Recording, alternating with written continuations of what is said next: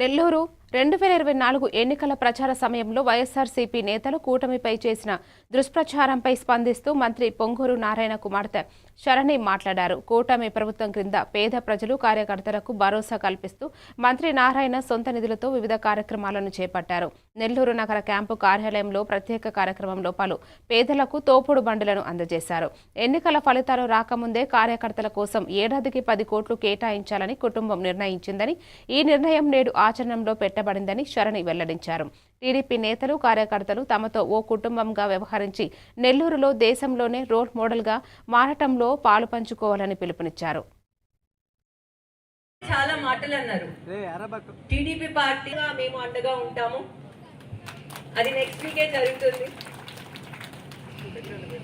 మా నాన్నగారు ఎలా అయితే అండగా ఉన్నారో మా కుటుంబం ఇంకా నేను కూడా మీకు అండగా ఉంటానండి.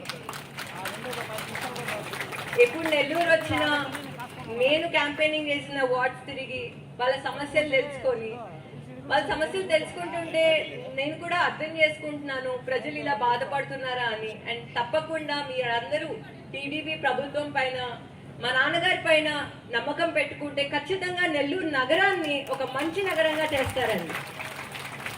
అందరికీ నమస్కారం.